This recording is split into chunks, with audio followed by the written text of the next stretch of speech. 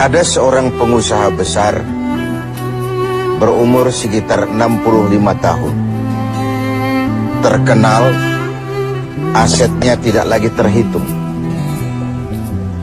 Satu hari, pengusaha kita ini bertemu dengan seorang teman wartawan. Terjadilah dialog. Sang wartawan bertanya kepada pengusaha kita, "Pak, umur Bapak berapa tahun?" "Umur saya? Iya, paling sekitar 7 tahun. "Loh, 7 tahun? 7 tahun. Anak Bapak berapa orang?" "Satu. Satu saja? Satu saja. Harta Bapak berapa banyak?" "Ya, paling sekitar 10-15 juta rupiah saja." Teman wartawan berkata, "Pak, kenapa Bapak berdusta? Bapak orang terkenal, pengusaha besar, punya biografi. Kami tahu umur Bapak 65 tahun. Kenapa Bapak bilang 7 tahun? Anak Bapak pun banyak. Kenapa cuma bilang 1? Harta Bapak, aset sudah tidak ternilai. Kenapa Bapak bilang cuma 10-15 juta rupiah saja?" Senyum agak getir, sang pengusaha menjawab, "Kau benar, Nak. Umur saya kalau jumlahnya sih memang 65 tahun. Tapi dari 65 tahun umur saya itu, rasa-rasanya baru 7 tahun yang ada artinya di sisi Allah. Baru 7 tahun sujud saya benar. Baru 7 tahun saya laksanakan perintahnya, saya tinggalkan larangannya. Sisa umur yang lain habis kelabu warnanya, penuh dosa dan keingkaran. Saya katakan umur saya cuma 7 tahun. Anak, kau juga tahu anak saya banyak. Tapi dari sekian banyak anak ini, rasanya cuma 1 yang akan jadi buah hati, belahan jantung, pelanjut cerita, penerus sejarah, anak soleh yang akan mendoakan orang tuanya. Yang lain susah diurus anak saya ini." "Oh gitu toh." "Iya." "Mengenai harta, Pak, kau juga benar. Harta saya, aset saya sudah sulit dihitung lah. Pabrik di mana-mana, di tiap bank hampir ada deposito saya. Tapi dari sekian banyak harta itu yang saya ingat, baru sekitar 10-15 juta yang saya belanjakan di jalan Allah. Saya sumbangkan masjid, saya bantu pesantren, saya bantu yatim piatu.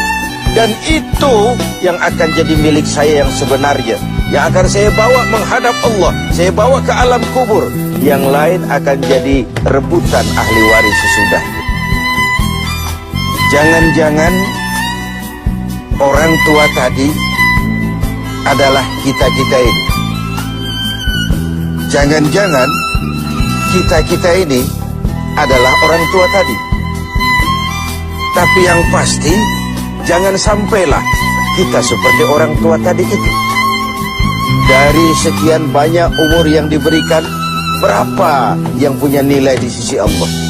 Dari sekian banyak anak titipan Allah kepada kita, berapa yang akan jadi anak soleh, buah hati, belahan jantung, pelanjut cerita, penerus sejarah?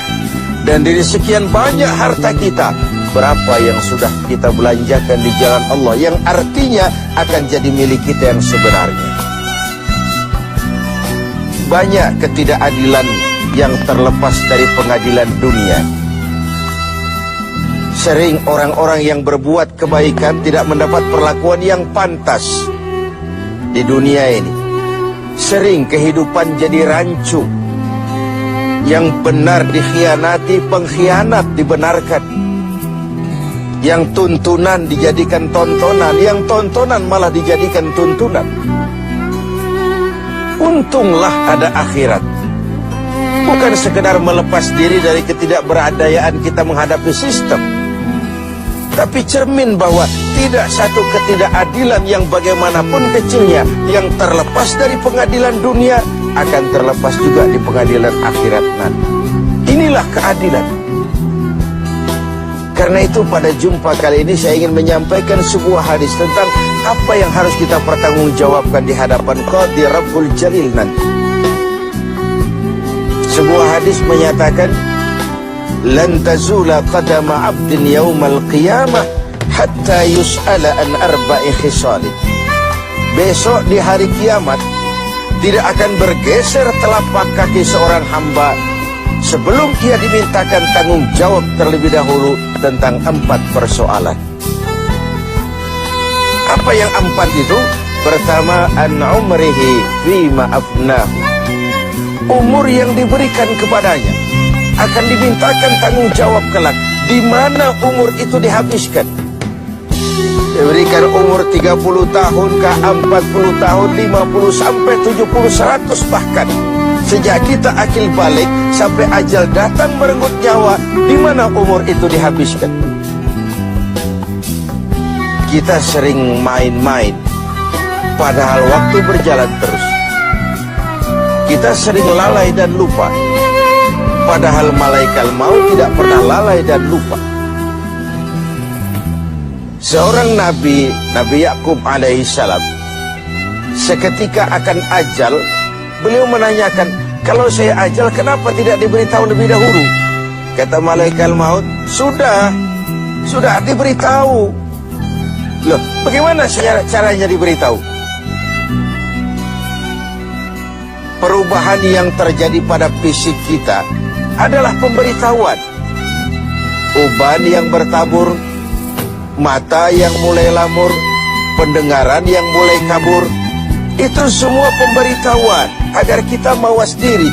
Umur akan dimintakan pertanggungan jawab. Di mana umur itu dihabiskan? William Shakespeare memang pernah bilang, waktu hidup itu singkat. Tahu-tahu baru saja zuhur, tahu-tahu sudah asar. Baru saja asar, tahu-tahu sudah maghrib. Yang kemarin anak-anak, tahu-tahu sudah punya anak. Tahu-tahu, dan tahu-tahu. The time of life is short, kata Shakespeare. Waktu hidup itu singkat betul. Namun waktu yang singkat akan terasa ada manfaatnya kalau kita bisa memanfaatkannya dengan yang sebaik-baiknya. Apalah umur panjang kalau cuma untuk menimbun dosa dan kesalahan. Lebih baik umur yang panjang tapi untuk mengkoleksi berbagai kebajikan. Inilah makna ucapan Nabi, khairukum man tala umruhu wa hasuna amalu. Yang terbaik di antara kamu orang yang panjang umurnya dan banyak juga kebaikannya. Umur ini yang sering kita berleha-leha menghabiskannya untuk sesuatu yang tidak punya nilai, kelak akan dimintakan tanggung jawab di hadapan Allah Azza wa Jalla. Lalu yang kedua, wa an syababihi fima ablahu.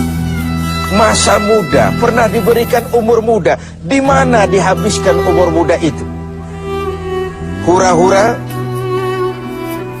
atau untuk sesuatu yang bermanfaat?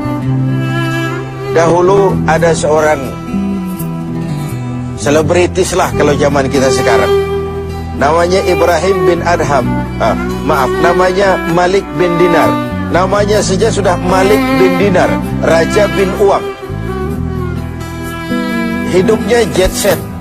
Satu malam dia mengadakan pesta di rumah mewahnya. Datang seorang pengemis, bertanya kepada penjaga pintu, siapa yang punya rumah ini? Bos saya. Iya, Malik bin Dinar. Oh, orang kaya? Orang kaya. Selebriti? Selebriti. Dia hamba apa orang merdeka? Dia orang merdeka. Kalau hamba bagaimana bisa pesta sehebat ini? Orang tua itu senyum lalu bilang, sampaikan kepada bosmu Malik bin Dinar, dia memang orang merdeka. Kalau dia hamba, bukan seperti ini pekerjaannya. Dia orang merdeka, dilarang tidak terlarang, dicegah pun tidak tercegah. Merdeka dia memperturutkan hawa nafsunya. Kalau dia hamba Allah, bukan begini pekerjaannya.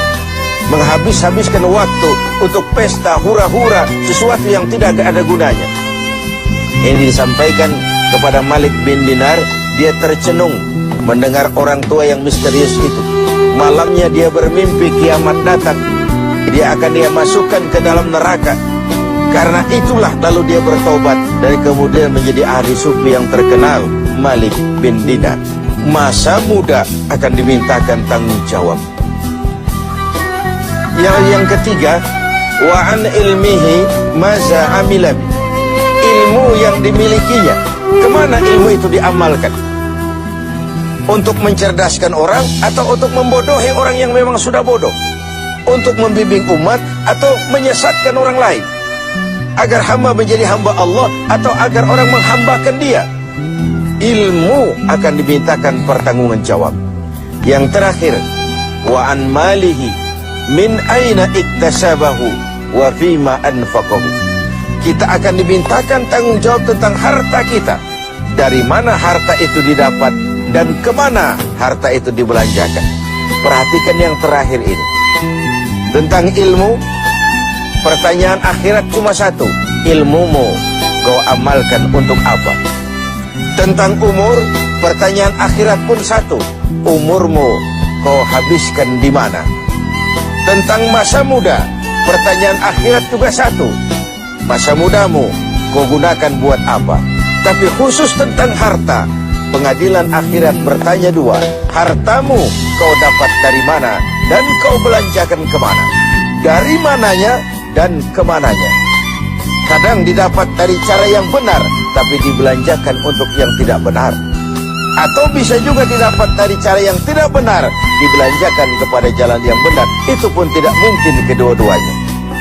Pemirsa TV7 yang berbahagia, mudah-mudahan kita tidak bernasib seperti orang tua pengusaha di awal pertemuan kita ini.